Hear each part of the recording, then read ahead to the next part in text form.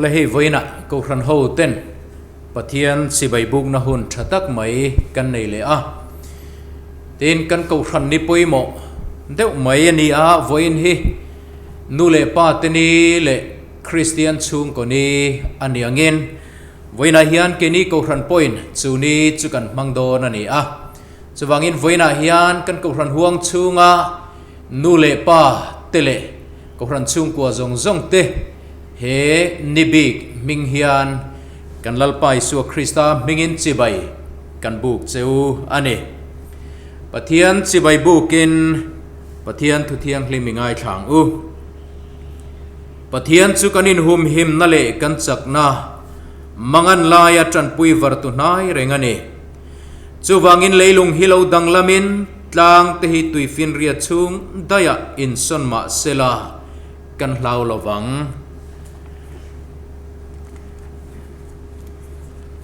Zohana le kathon pakhat na bungli chang som ni atangin Pathian thu ingai thachun zomang u mi in Pathian ka mangaye ti in a unaw hosi sila ama chudo thayani a unaw mu to rengama a mangai lo chuan Pathian a mu ngai lo wa chu eng tin ge a mangai thayang ama ne na ta he mithu pe khi kan ne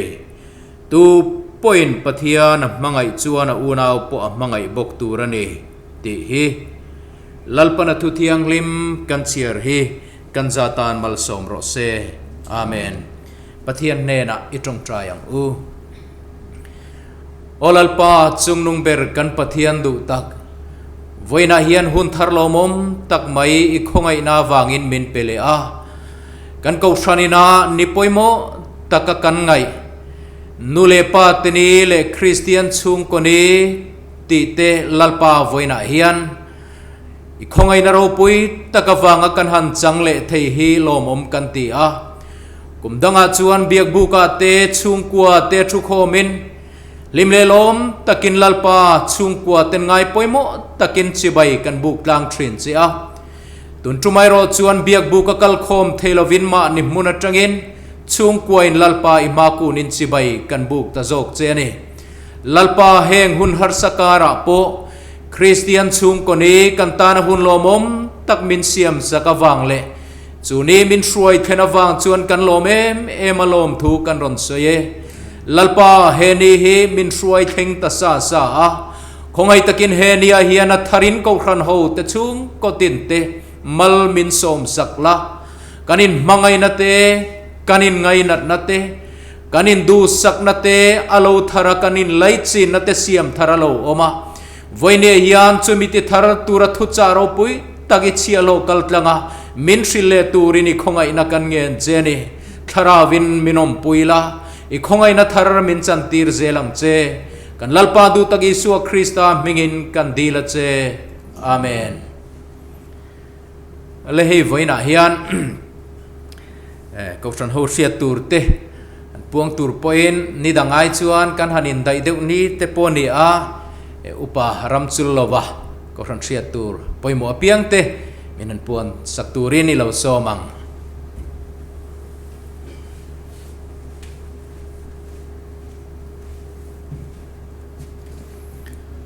le voini hi kan ko ran sia tu te la ron lang thei lova engemo chung ko thil poimo te wangin chuwang chuan voini a hian ko ran Inkhawm program te ron puang don ani masa in tungkar chung ko ran Inkhawm program longai thla ila kan ngai thla tang khan voin hi nu le Pate ni le Kristian chung ko ni ani a Thusawitu Rev R Lalrosiama ani don ani tin thotan zan hi Kristian thalai pol ten an kai suai hun kha ani a tu da chuan Hruaitu nula Kristiana lalni pui tran tu tlangwal jari wanal chuan sanga thu pui hong tu tlangwal si mal som kima thu pui ko ran hum hal lo poina te ti ani don ani tin thole zana hian Hruaitu tur te le hun mang tu te hi ko ran be chia tangin ani anga Hruaitu a pi sang than liri tran tu pi wanal ruati thu pui hong tu pi larin omi munirka thu pui ko ran hum hal hlok na te ti kan zir ho don ani tin nilai zan hi ko ran Inkhawm kan ti thin kha ni a thu pui Hruaitu a hian pastor RK Lalhmingmawia ani anga beirwa thirlet na ani don ani ni chuan pastor H Lalhmingmawia he beirwa thirlen hun hi aron mangdon ani ti chuan pathian ni le hi thathar aloni to dona chuda chuan hei ko ran committee chuan mun takin angai tu a hetianga Inkhawm na hian kan tu lai bo ruak te tlemin alo zia chove hret to a chuwang chuanin he Inkhawm a hian media kal tanga Inkhawm nima selangin tran tu te po in rot ve to ni se ti in arela ti chuan thathara tang chuan Inkhawm na hian tran tu kan ni to don ani chuta mi Hruaitu tur chu pastor H Lalhmingmawia bial tu pastor ani anga tran tu pu sil sangmawia Thusawitu pastor R Lalhingliana ani don ani khang kha kai sia tir the te ani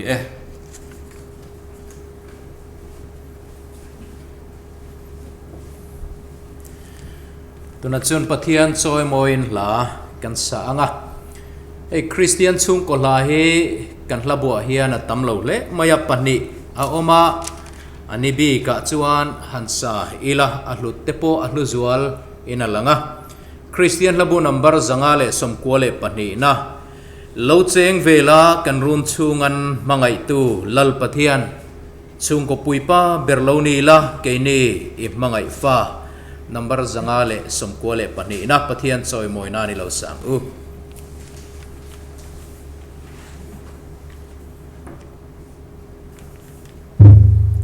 lo cheng vela kan run chungan mangai tu lal pathian chung ko puipa berloni la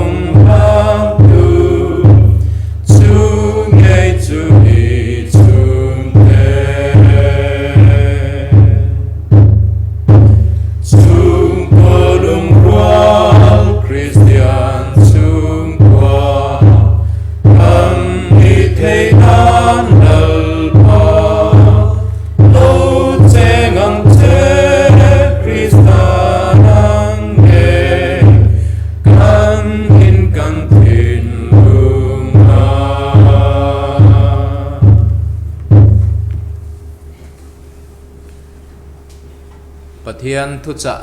kan ngai tha anga boina hian Kristian chung ko pualin hun kan mangani ti kan soi to kha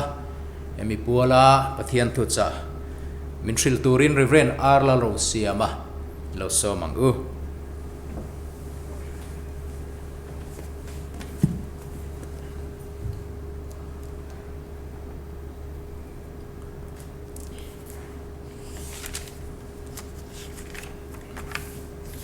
kan hriata kan khan voini he kan sinot ni poimo tak mai nu le pa ni le Kristian chung ko ni kha ani a chuwang chuan thupui po patni da ani a nu le pa ni pual hian nu le pa mal som na thlen tu ti thupui oma tian Kristian chung ko ni pual hian chung ko tha nam dam na ti ani boka apani hian a poimo hlea chuwang chuanin Kristian chung ko ni ani boka at thupui pani huam tel deuh hian pathian thu cha soi kan tum don ani Bible chang tar lan te lo chiare langin Joshua bung som ni le pali chang som le pali le som le panga hi kan chiaranga ten Timothy ne na tirko pola le thon pani na bung thum chang som pali tanga som pasari kan chiar don bokani Joshua bung som ni le pali chang som pali tangin chuwangin lalpa chutri ula ti tak zat le dik takin narong chubol ula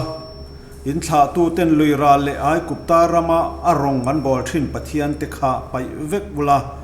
lalpa rong bolang chu tin lalpa rong bol hi thalo om anga in hriat chuan voina hian tu rong ngein bol don thlang mai ro in thla tu ten luira la rong an bol thin pathian te khange in lu rama mor ho te pathian te kha keile ka chung te ro hi zongin lalpa rong ania kan bol don ni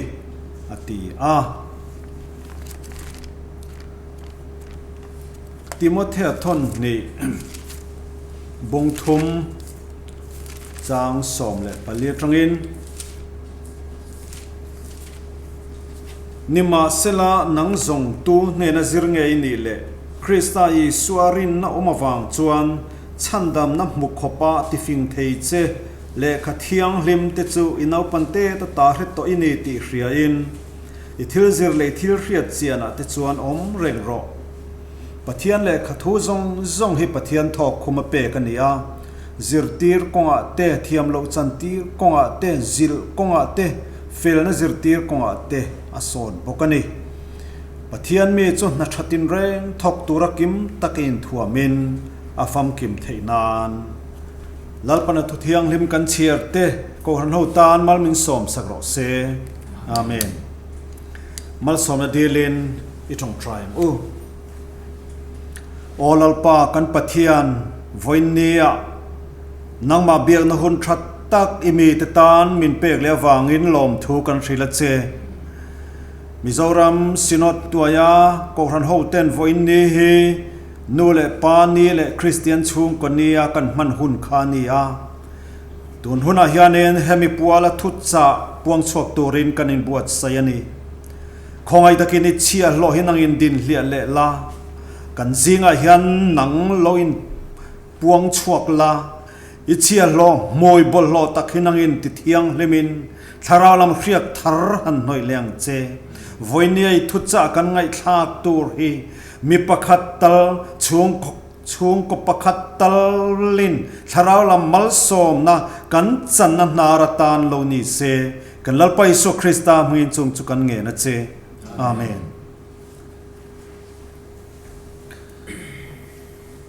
hei kan hret takin angin tun thla hi beirwal thla ni a tun kar chung zongin Kristian chung ko hapta kan han mang ania kan thuzir ta ka te khan chung ko thadin dan te mo phurtu te nu le pa mo phurna thalai lam mo phurna chi sang kan zir to a voinia hianin chung ko tha nam dam na ti le nu le pa mal som na thlen tu ti thu pui pahnih kha han lak kop kan han tumania kan tun lai khovela hian ke nim mizo Kristian te zinga po hian thil langsarang ren tak ron ngun taka han thira han mu thei ta ka chu kan thalai te zinga hian chung ko din tum vak lo nu pui pasal nei po ngai sak vak lo hi kan thalai te zinga hian an om ta deu fur maya ke chu nu pui nei ka tum lo ke chu pasal nei ka tum lo ko senior don ti vel mai mai hi trong kam hriat tur om ta nual maya tin choni masalama te pokhan le kan berwal thu pui zero na te pokan ngai thatwa nu pa in siama chung ko din lam hoi manglo kan thalai zinga hianin kanom deu thua to mai hian ka muwa hian karil ro timang ang tran khop maya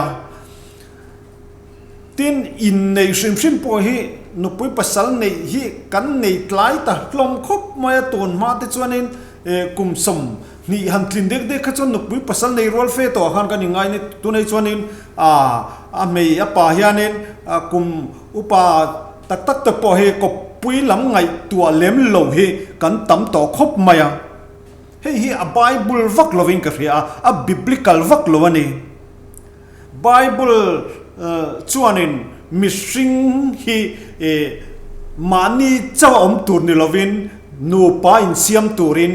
ko pui nei turin chung ko din turin min tia Genesis bung nia khan kan mu chu pathianin mipa ama chawa om a thalove a ko puyo mi ka siam saktiang ati khania chuwang chuanin pathianin mishing min din dan chim chim hi mani chawa om tu ni lovin ko puyen siam tur hian min din ani enga mo mi thir mi exceptional te chu thil om the ania chuwang chuan tun lai kan thalai te kan fui du na ma sa chu chung ko din tur hian thalai te hian kan ril ro kan buat sai atula ni ke mani nuam ti zong le kan chak zong le in ti zalen du na lam ringut kha pathian ina min siama tum dan hi ani lo ti hi ama sa kan soi duwa tin thukhril tu bungli a hianin ti hian kan hua patni chu pakhat ai chuan an thazo an tluk point pakhat chuan a thian chu a khai ding don sia ti te kan hua chu mi om zia chu mi hring hrim hrim hi mi fel tak po nula fel tak po tlangwal fel tak po ni sela ko pui nei lova senior taka om mizo trong takin engene leng tar kan han tiang chi mi fel tak po ni sela pathian ina min din dan atum dan ni chi lo wangin azza lo tan mai ni engene nula fel tak po ni se tlangwal fel tak po ni sela ko pui nei lo om hi chu engani kim lo na mi an ni tin lam chu ni lo ma se ama thuron pe tu tur khai ding tu tur kha ani tlat lo mai ni tin kan tun lai khovel chim chim ma hianin ka ve em chu kan thalai ho zinga hianin nulale tlangwal in mangaya in ngai zong an ni chuan 6 month te i phal le mohian ti to maya thalai tam tak hian nge kanin mangai te chuan du ve kar te chu nge pui an ti to maya ma se hi ka sei duwa bible chuan nu pakar ni lawa 6 month rim hi swalani atiani korin thon khat bung ruka chuanin in ngai mangte mi hurte mong ko hurte ruk mangte an soi thazela chung ho te chuan pathian ram an lua lovang atiani chu wang chuan kan thalai te zinga in 6 manga ren si nu pa in siam si lo hi pathian poi sei na ni Delhi khovela ngai po hian ke mani ko ran huang chunga te po hian nu pa in siam silawa live in kan ti te pathian poi soi na ni chuwang chuan six khakan mangdon ni chuan nu pakara nu pachunga an tur ani chu pathian ruwa mandan ania pola phei chuan in Hruaitu chuan in nei thazo kani tin koren le khathona khan asoi ni chutianga six in zoom thailo tur lo in ngai zong kanom chuan in nei mai tur ani tinani chawang chuan in helai ka ngai poimo khop maya nu la le tlang wal le kha te kan sira izon na kan dap mek lai hian chung ko din turin nu pa in siam tur hian kan ril ru kan in buat sai tur ani acham chu pathian thil tum chu khovela yan chung ko that tak dina chu ta tang chon khovela hian pathian hian aram hidin atumani chu ta chuanen chung ko din hanti po chuan nu pain siam ringut shim ringut khani lo pathian ina thil tum chu chung ko tha kan zirlai lama po han kan zir to chung ko tha chu enge niam ti kha sei fia dane nang lo thei via wa man jana po han kan sei lai tin ka ria I chung ko tha kan ti hi nang lo via nga Pate an chung kwa maya sarkar na thokamo ezona business lotling trup mai te chung ko tha ani ber mai lom ni Pate is nei vek mai tang te chung ko lotling an ni lom ni khatiang khan te na sang tam tak om thenga ma se pathian thu thim na atang chuan kristaril ru atang chuan chung ko tha chu pathian tri chung kwa yani chung kwa pathian tri chung kwa kristal la na chung kwa hi ania chulai chu ka sei war duwa chung kwa chungchang na sat tak kan zirat tun kar ta chung zong po khan ma se karil ru akhai khom na chu Kristian chung kwa din tur hian apoimo masaber chu kha chung kwa khan pathian tri azir phot tur ani pathian tri na nuna hian kan lu phot chuan chung kwa hi a tha anga fa te po hi an tha anga nu le pa po hi kan tha anga kan nam hian kan chung kwa hian pathian tri hi kan zir thar le anga yani Bible akhanin pathian tri mi tamtak kan muwa Nehemia bunga chang sompa nga chuanin Nehemia chuan ama kha Jerusalem din le don khan ramro rel tu te anga e ruk velo le thil suala ti velo chan Nehemia bunga chang sompa nga kan hu chu ti hian soya nima sela kei zongin pathian tri na wangin chu tiang chuan ka ti velo ateni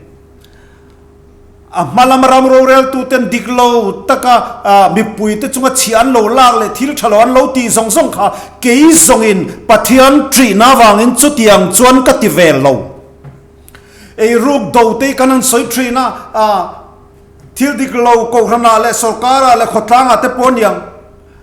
chung zong zong chu asiam thatna masaber chu pathian tri na yani min pathiana tri tlat chuan ama khan ei ruk tur lo ma sela min pathiana tri tlat chuan ama khan zuin tur damdoi ti tur lo ma sela pathian tri na wangin min suala kalsan tri nani chu wang chuan helai hi puimo em maya Josepha kha kan thria apu potifaran nu puin mut puya asomani kha tlangwal ti tuai tha hrisel thazik zok mel thatak bokin potifara ai kupta ramma milangsar tizinga min nupuin mut puya asoma mi hring tak chuanin thlem na hau tak takaniang ti arin theni ma se khatilaya Josephan kha sual kha thlem na alo beile dan kha ro pu hi katila tuka entinge asoi kha engtinge he swalian takhitin pathian chunga thil kati swal thiam Genesis mung som thum pakwa amzia chu Josepha khan engtinge he swalian thap takhitin ทิลกติสวลเทียงปะเทียนกับลาวหลอมาตีนานี่ปะเทียนตรีนาวางอินขาสวลขาอากาศสันงามันนี่ตินติรโกที่ที่บุ้งโซมาขันกันหมู่บกจูกอร์เนเลียเตชงกว่า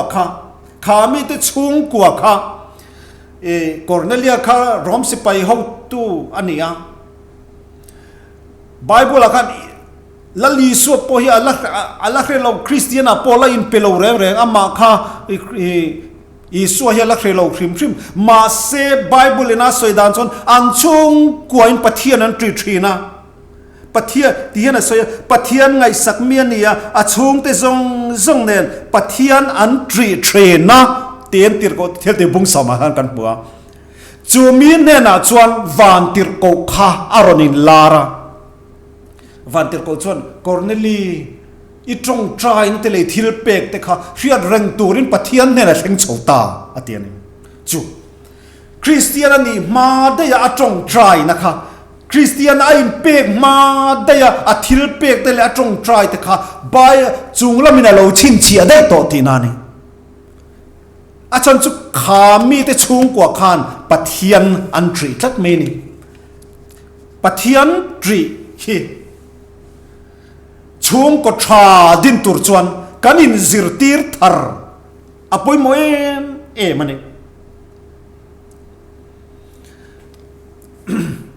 อินมุดชวกตัวโมก็เชลวะรงบอลกันจินน้ำมันปักขัดจวนอินอะไรตัวควบปกใส่จวงระวังก็เขียนอินตุรันติข้าสการออฟฟิศเลียนเด็กนี่แต่จวนกันเขียนข้าจวนนี้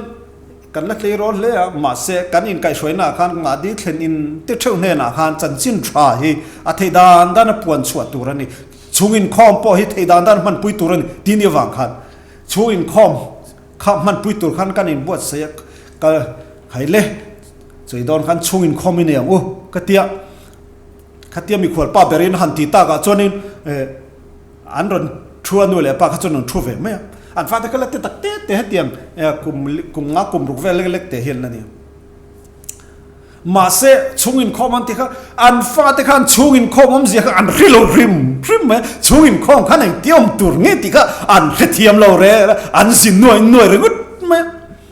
อามีขวดเบรินหันเขางดถูกก็จะอมจวงบุกซีโลกันจงใจตามาเสจงใจหลายแต่พอขันอันเวียอัดเชนันโลจงอัดไม่มีชีนัจางปนเฟลล์ข้าชงกว่ากันไล่นั่นเอ็มมาอันนี้ชงคงไงเหรอวะนี่ที่อาเจียงหัลถึงนัดไหมนี่ข้ามีชงกว่าข้าจวนนี้อันฟ้าแต่ขันปะเทียนตรีซิร์นัตตูร์มุนข้าอันนี้เราแรงฮีอัลโลนี่อ่ะมิโซรามาโกขันโฮเลชุงกัวเลเฮเดลีอังเอปอยันกันซิร์ทาร์ปอยมวยแม่ไม่จูชุงกัวยันปะเทียนตรีฮีอินซิร์ตีทารัมบุเมียงโกขันไม่ใช่สิงาเพจงกระสอยโตทรีนิ่งกระเรียมิโซรามาไวมิสตรีมุสลิมไวมิสตรีประคัตส่วนที่เฮียนสอยเตียนังนี่มิโซหูจวนอินไฟหันเนียอันตรงที่จันติระอินซิร์ตีนมาสักเบรจูอาปาติระตีเตอามาติระตีเตข้าอินซิร์ตีนมาสักจูเนียเกนี่มุสลิมหูจวนอินกันฟาดจูอันตรงที่มาสักเบรกันซิร์ตีนจูอัลลาที่นี่ตีอันปะเทียนมิงอัลลาตีข้าอันฟาเตนะอันลำเทียมมาสักเบรตังขันอันโลซิร์ตีนทรีนอัลโลนี่ตีนเสียการเรียนรู้มินชาเลนจ์คุบมาอย่างการฟาดจงเทตีร์ติงตีเองกันซิร์ตีร์มาสักการฟาดนี่ควรรอนเครียดเทจันตีร์จงเฮียนเองนี่อันทินดุงอาหารกันโลตูมาสักเฮ้ยน้าปังฮีกัตลิกเขาเฮียนน้าปังไซโคโลจีเห็นทรัพย์เข้ามาอีฟ้าจูกุมงานี่เข่งกะโลเอ็นกอลังจูมินัวจวนเอ็นอีดูซิร์ตีร์ตองเซอันที่ชินเอ็นเตียน้า pang an lo than len tira an thin lunga pathian trina zirtir pathian trina non zirtir hi alo poi mo em maya hemi chungchanga hian chung ko in en kol na chungchanga hianin zuda ho hi an fakom khopin ka hria zuda chung kwa hi khovela nam zong zong a hianin zuda nam tluka engeni ti du da na le suat na har sat na tuar hi an namang hian an wang khopin ka ringa zuda history kan thread de nualin ka ringa Hitler ringot po khan amak ta duai tel kha concentration camp a khan boruak rim chia in atti hlum pup pukani kha chu mai ani lowa pathian an chia awangin nam zudan nam hi khovel mun sang thon darinan oma bible kan hua po achangin surya hoin salan mana achangin babylon hoin salan mana ai kupta salan om boka atun lai nuwa po khovel mun sang hianin thon darinan oma kum sang za ko somli le pasaria tuna Israel ram kan te ko independent state in aron piang le tron chawania ma se chutiang khopan nam tuar na sa le thon dar le khatiang tam dang kut tuar ni ma sela zuda ho nuna an soi poi mai mam chu an nam hian khoi muna pokal sela pathian tri na hi pathian biak hi an tlan san ngai lo ni an tia zuda chung kwa chuan nau pang hi kum thum ani hi chuan zuda hovina an fa ti zong chu kum thum an lo ni hian sema hi an soi chuatir vek theni sema chu engeni zuda ho tong trai na o Israel chung te ngai te lalpa kan pathian chu lalpa pakhat chawnia lalpai pathian chu thin lung zong e rel ro zong ni chakna zong in ti kha sema kha kum thum an lo ni hian an fa te reng hi sema hi an thiam chuatir vek zelani chuwang chuanin zuda ho hian an fa te hi pathian tri na hi an zirti na sem maya Deuteronomy bungruk chang ruwa khan pathian chuan chutiang turin kan fa te kan chung kwa hianin pathian tri na boruwa ki siam turin min lo hril na sa hlea ti heng thu voina ka pek cheu hi ti hian asai in thin lunga cham renganga in fa te thanem ngai takinin zirti ranga in thut lai te kongain ka lai te in mut lai te in tho lai te in soi turani chu pathian dan le thu pek te chu helai bible chang hian an ur em thut lai te mut lai te kongain ka lai te in soi turani tin chu mai ni lawa tin chin chia na turina la tis lesel in bana in zemanga in midle in mit in kara chal rena a ombok turani adu tho tin chu mai alani lawa in kong kabianga te in kong khara te in ziak turani pathian chuan Israel nam te chu adan le athupek te chu chung kwain an riat reng na turin kong kabianga te kong khara te po antar turania midle mitin kara chal rena an manganga an banatan banbuna mang turin chutiang tak chon lalpa tri na kha chung kwa la lu turin bible hian min lo zirtir alonia voinia hianen chu pathian tri na non chu chung kwa hian he chung koni Kristian chung koni kan mana hian pen khat tal pathian tri na konga kan pen bel chuan lal pan mal min somang enga moti talin tu na kan din mun cheu atang hian pathian tri na konga pen khat tal pen thari tumang umiang tin voine kan thu pui hian chu chung ko tha chu nam dam nani ti kha aron tar lang tela ka soirei lowang ka ti hai arei mei donin ka ria zo thoi kan tumanga chung kwa le nam hi a in zom tlat maya hei mi zo te po in namril ro nationalism kan putran ve khop maya mi zo te hi kan dam kho chua na tur atan chuan apoi mo masaber chu ke ka thina tang chuan politician tele helama thunei tulama kha chuan poimo na chin chu om nge maya ma se nam manga mi zo te kan dam kho chua na tur chuan apoi mo masaber chu Chhungkaw hiani Chhungkaw atang hian nam he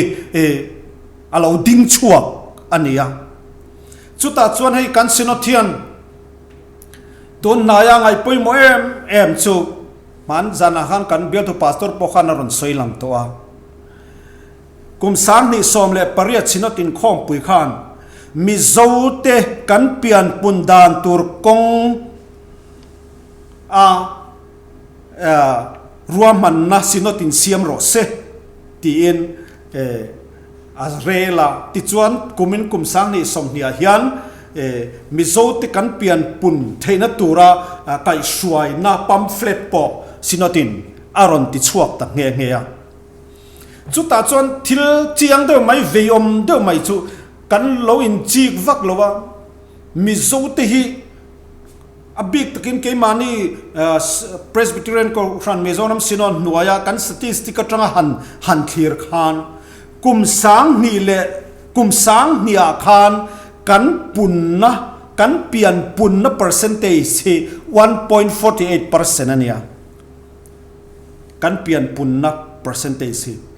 ti chuan kum som pariat an rala sang ni le som le pariat a chon tu na kan punna percentage chu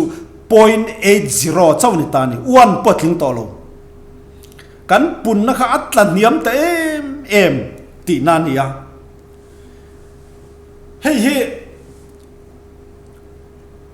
mi zo ten a chan chi sang chu khalam chu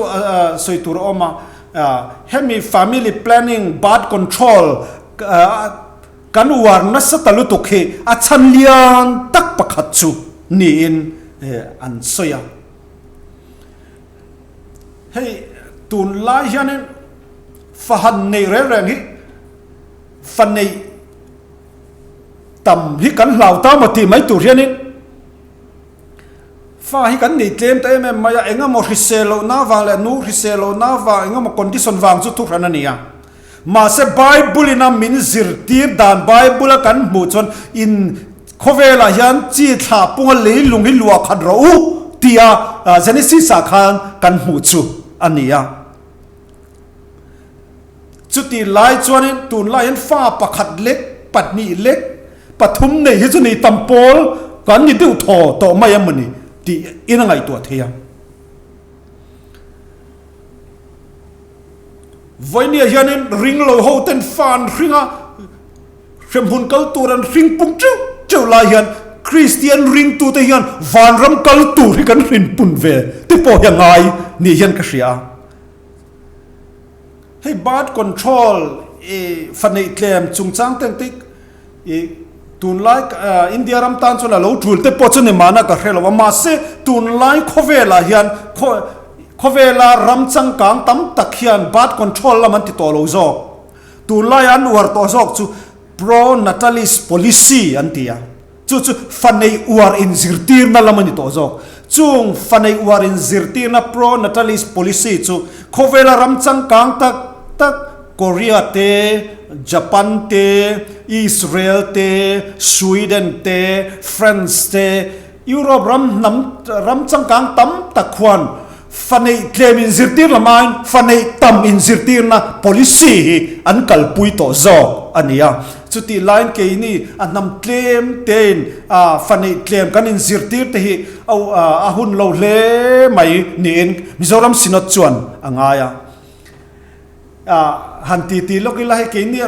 mission field lam chu tung kom chela ma hen kan che thain ka ria tun lai chu naw te nei hian kan buai khalong kha kan buai fuya ma ne loka chandigarh kan pastor ten he naw te du om do mai han ne ya ma lok khan he mai pal purlama pujawa te chhungkaw naw te kum sarivel naw te nei te nawn pai lo nuwa han nei thar kan lom le pathian ramati chuanin kan mission field kan tu na kan pastor le missionary housing atren tu nai te hian adang pathum vel nau te la nei le tu ren kan in be sei nge ya mission field lang chu kan che train ka ria ko ran ho te voinia hian in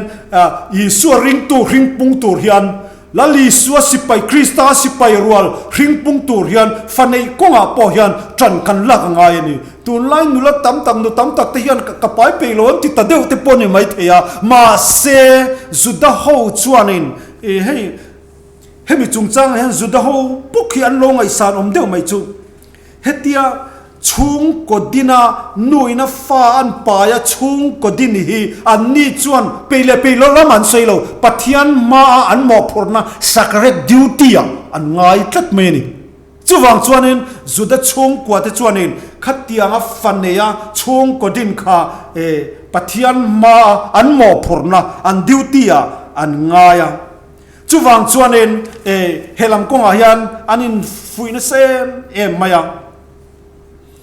chuwang chuanin kan ko san mi pui ho te po hian kan thalai te poin nu pa in siam mang silo 6 man kha pathian poi soina rem hunamin roilo tu ani the awangin nu pa in siam maya nu pachunga 6 kha kan mang do ni poin pathian riat puya in nei na chunga mantur alonia ti chuan follow ring punga khovela hian india rama rungat po hian I suwa ring tu hi lo ring pung zel turin bible hian min lo du alonia ato bernan chon nu le pa mal som na thlen tu ti hi nu le pa ni an yangin toite han soi rik tel kan dua tu lai kan khovela hian nu le pa te nu le pa te za a choi moi hi kan zir thiam kan zir thar apoi mo le in ka ria a chan chu thalai te le tun lai mi te hianin kan nu le pa te hi kan mal som na kan don na nar ani ti hi kan ria thar apoi mo in ka ria bible atang po chiang deu mai kan mu chu isaka chuan amita thim to wangin pamal som na chu afa pa upazok isawa lana tuma ma se anurem ruat na repekirem ruat na wangin atum lo zok zakopa chu mal som na alan ta tlat mai ni ti chuan anu local zer kan kher chuan chu isakana apa berina mal som na ahlan zakopa zel chuan pathian mal som na alo kala Israel nam som le nam ni po chu zakopa chuan alo chuaka chu isakana amal som sual ti taila diglo mai the atum lo zo ka soma khan apa mal som na khani thla wang local zel mai ni kan chial zel chon Genesis bung somli pakua chon zakopa alo upa alo tarta alo thidon ta thuro chia soidona afate somle pandite nena mal som nan soidia ta chuta mal som na soi zinga chuan zuda chutihian chang soma tihian soya lal tiang chu zuda laka abolowang tin mal som na kha soya ti chuan chu mal som na chanon khendik zia chu lalli suwa lo pian chua na chu zuda tha chuan davida tha chu davida cha atnam chu zuda ni Israel lal te kha chu zuda tha zela khan an lo piang ta lalli suwa krista nge pokha chu zuda tha chuan a lo pianga zakopa mal som na kha zuda entinge lal tiang chu zuda tha bolowang tia apai na mal som na chu aron chui dik chat mai ni bible chuan ti hian soya exodus bung som ni chang som pani chon inu le ipa choi moi ro ti chuan lalpai pathianin ramapeka chahian idam reidon nia inu le ipa choi moi ro ti chuan lalpai pathian in ramape ka chahian I dam rei don nia nule pa te chu kan mal som don nar ania nule pa te kan dam rei na atana pathian ina nule pa duata nule pa soi moya nule pa za thin te chu lalpan ramin pe ka hian in dam riang tin min tiam ani chuwang chon voinia hian o nau te o he nule pa ni le Kristian Chhungkaw ni kan mana hian kan nule pa te tun aya mani mazon chwa khan choi moya an mani ta thil tha ti turin ani lo le chung ko tha din turin pathian tri chung kwa din thar le turin balam panin ke ipenang o lalpana thokan zatan malmin som sakro se amen kan hunchu kan chairman kuta le to selangin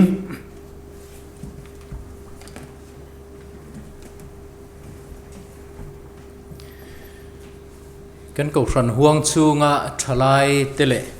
no pang tele nu le pa te ta na pathian thu cha hlutak mai kan han ngai thathaya lo mom hle maya deli ko ran pathian mal som na ro pui tak kan dong ani le pathian choi moi hla kan sanga Kristian labu number zali le somnga le pani na lalpa isua ang turin khowela dam chung hian pathian rong chau bol turin manin pevekin vana tangin alo chuk mishing min zong turin anun na zong ape kan batla na turin lali suang turin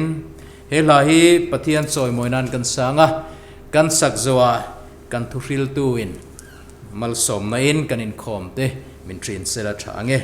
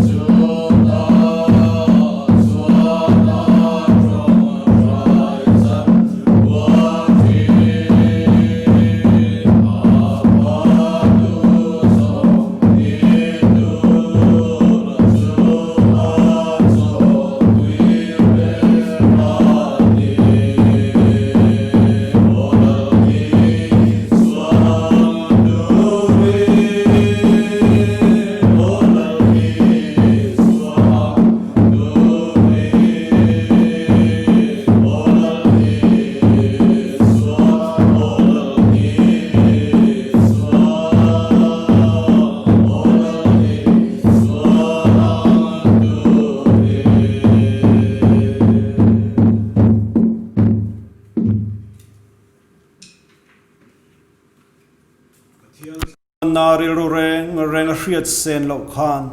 in thin lung lein ngai tu an te chu Krista Yesu chuan ven sak cheu sela